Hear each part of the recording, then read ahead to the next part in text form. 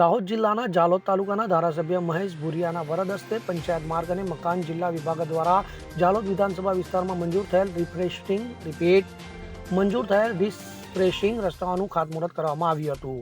જાલોદ વિધાનસભા વિસ્તારના પેથાપુર, પાણિયા, પીપલેટ, મલવાસી, ગામડી, ફૂલપુરા, ટીમાચી, ઘોડિયા, ચાકલિયા, કાકરાકુવા, રૂપાકેડા, પરતમપુર, રણિયાથી ભુરા સહિતના ગામોમાં રિફ્રેશિંગ રસ્તાઓનું ધારાસભ્ય મહેશ ભુરિયાના હસ્તે ખાતમુહૂર્ત કરવામાં આવ્યું હતું. તો મુખ્યમંત્રી ભૂપેન્દ્ર પટેલે રાજ્યના રોડ ઇન્ફ્રાસ્ટ્રક્ચર નેટવર્કને વધુ મજબૂત અને સુવિધાયુક્ત બનાવવાનો દ્રઢ નિર્ણય કર્યો છે. તેમનો વિકસિત ગુજરાતનું નિર્માણ કરીને વડાપ્રધાન નરેન્દ્ર મોદીના વિકસિત ભારતના સંકલ્પને સાકાર કરવાનો છે. તો માર્ગો મહત્વને ધ્યાનમાં રાખીને મુખ્યમંત્રીએ સમગ્ર ગુજરાત રાજ્યને સલામત અને સુવિધાસભર માર્ગોની કનેક્ટિવિટી દ્વારા છેવાડાના વિસ્તારો સુધી મજબૂત રોડ નેટવર્ક પૂરું પાડવાના માર્ગ અને મકાન વિભાગને દિશા નિર્દેશો આપ્યા છે. જે અંતર્ગત દાહોદ જિલ્લામાં માર્ગ અને મકાન પંચાયત વિભાગ દ્વારા આંતરિયાળ તથા ગ્રામ્ય વિસ્તારોમાં માર્ગોના દુરસ્તીકરણ અને રિસર્ફેસિંગની કામગીરી ઝડપી ગતિએ હાથ ધરવામાં આવી રહી છે.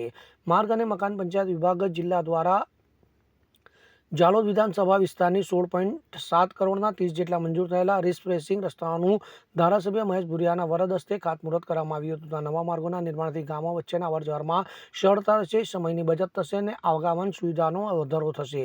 તો લાંબા સમયથી મુસાફરી માટે જરૂરી બનેલા આ માર્ગના નવીનીકરણથી સ્થાનિક લોકોના રોજિંદા પરિવહનમાં પણ સરળતા થશે. તો વિદ્યાર્થીઓ, વેપારીઓ, કર્મચારીઓ અને ખેડૂતોને અંતરિયાળ વિસ્તારોમાંથી મુસાફરીમાં સુગમતા પ્રાપ્ત થવા સાથે આવગમનના સુરક્ષા અને ઝડપ બંને વધશે.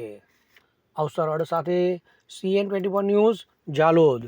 હવે જુઓ દેશ દુનિયાની તમામ ખબરો તમારી આંગળીના ટેરવે.